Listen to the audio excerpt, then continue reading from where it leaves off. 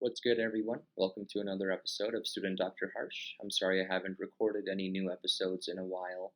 School started 6 weeks ago, and I'm now done with both biochemistry and immunology, both of which were 3 week courses. So I'm going to try to record a few episodes today and release them over the next couple of weeks. With this episode, I just want to give you guys a general sense of what's been working for me and what hasn't been working as far as being an efficient studier and maintaining a good work life balance. So, my first piece of advice would be for you to plan out your week on Sunday evenings. So, what I like to do is just write out Monday through Friday and to get a sense of all my different academic obligations, whether that's going to lecture, which days and times of the week I have lab, which club meetings I would like to check out on campus. And what this does is give me a good sense of where my free pockets of time are. So, for example, I really enjoy swimming twice a week as well as working out twice a week, and I'm trying to do that as best as I can. And obviously, some weeks are busier than others, but I found that once I did start planning out my entire week instead of just the next day, it really helped me get a better grasp of my free time, which is really important in medical school because you'll notice that your free time is much more limited than it used to be in undergrad or prior to that. So, planning it out and just having a to-do list really um, helps you get in control of both your academic obligations as well as where your free time is. I'd also recommend that you guys, when you are studying, study for 1 hour and take a 15-minute break. Um, at first, what I used to do was study for however long it took me to finish a certain lecture. And if that ended up being an hour and a half or 2 hours, it just felt a lot more draining. And it took longer to recover from that study period as opposed to cutting myself off at an hour, no matter where I was as far as studying, and just taking a quick 15-minute break to stretch, take a quick walk, watch something on YouTube, just anything to take your mind off of school and then get back into studying.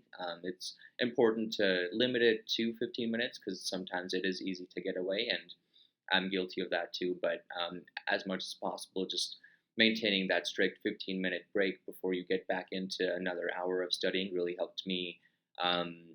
Really helped refresh me as far as looking at the material in a with a new perspective or just with a new wave of energy. So definitely do that. And that leads into my third piece of advice, which is to set a cutoff point as far as when you wish to stop studying at night. What I used to do over the first couple of weeks was to finish out a lecture, and let's say I want to stop studying at 11. I'd sometimes go until 11:30 or midnight, and what that did was really throw off my level of energy for the next day. So instead of doing that, just pick a cutoff time that works for you, depending on how much sleep you need to be awake and alert the next day, and really stick to that. And I would incorporate previewing your next day's lectures into that cutoff time. So what I usually like to do now is around 10:15, I'll tell myself to stop studying as far as writing out notes from my lectures from earlier that week or that day. And then I'll use the next 45 minutes to just look at the 3 or 4 lectures that I have the next day. And I try to limit myself to 10 minutes per lecture. If they're 1 hour long, I found that 10 minutes is great because you're not investing yourself too much as far as trying to get a concept down before even hearing it or learning about it in lecture, but it helps familiarize me with the vocabulary and just the different concepts that are going to come up, and that really does help the next day when I see it in lecture because I'm seeing it for the second time. And then when I go home, I look at it for a third time when I'm writing my notes out. So that really helps give you a view of those lectures 3 times within 24 hours, which is really great for long-term retention, and it'll pay off when you guys are studying for boards because if you're only looking at if you're only going to lecture and you're seeing the material there for the first time and then you're taking notes on it afterwards, you're taking notes on it the next day, then things kind of become harder to retain, especially in the long term. So previewing definitely helps make that retention a lot more better. And my last piece of advice would be for you guys to make time for the things that matter the most to you.